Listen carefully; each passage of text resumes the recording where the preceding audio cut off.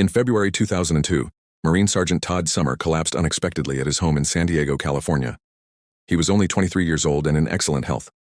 Paramedics rushed him to the hospital, but despite efforts to revive him, Todd was pronounced dead. His death certificate listed natural causes, possibly cardiac arrhythmia. It seemed like a tragic fluke, especially for a young man with no known medical history. Todd's widow, Cynthia Sommer, was a 28-year-old mother of 4. Just weeks after her husband's death, she received over $250,000 in military benefits. Within months, she began a new life. She got breast implants, hosted wild parties, and quickly moved on with other relationships. Her behavior caught the attention of authorities and Todd's family. The Naval Criminal Investigative Service reopened the case. Investigators began to suspect that Todd had not died of natural causes. Tissue samples from his autopsy, which had been preserved, were sent for toxicology testing. The results stunned everyone. Extremely high levels of arsenic were found in his liver and other organs. The dose was not accidental. It was deliberate and fatal.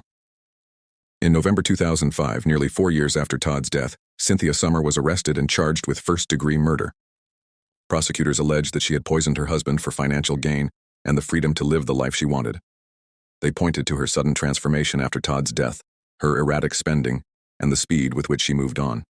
The circumstantial case was largely built on motive and her post-mortem behavior. During the trial in 2007, the prosecution argued that Cynthia had researched poisons online and administered arsenic in Todd's food or drink.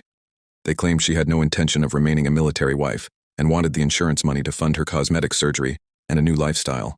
Her defense maintained that there was no direct evidence linking her to the poisoning, no purchase history of arsenic, no witness testimony of her administering anything suspicious, and no prior signs of criminal behavior. Despite the lack of physical evidence tying her to the poison, the jury convicted Cynthia Sommer. She was sentenced to life in prison without parole. Her children were taken from her and placed with relatives. Then, in 2008, a dramatic turn of events unfolded. A new forensic review by independent toxicologists raised serious doubts. The lab that had tested Todd's tissues came under scrutiny for potential contamination. The experts found no arsenic in other samples from the same organs, suggesting that the original results might have been flawed or misinterpreted. The prosecution conceded that without reliable toxicology, their case could not stand. Cynthia Sommer was released from prison after serving only 2 years. The murder charge was dropped. She had gone from grieving widow to accused killer to a free woman in a span of 6 years.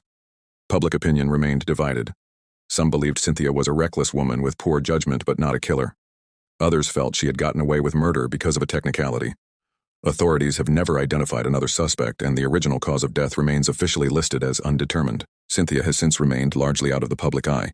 She has spoken occasionally about her ordeal, saying she was vilified for behaving in ways society deemed inappropriate, rather than based on evidence of guilt.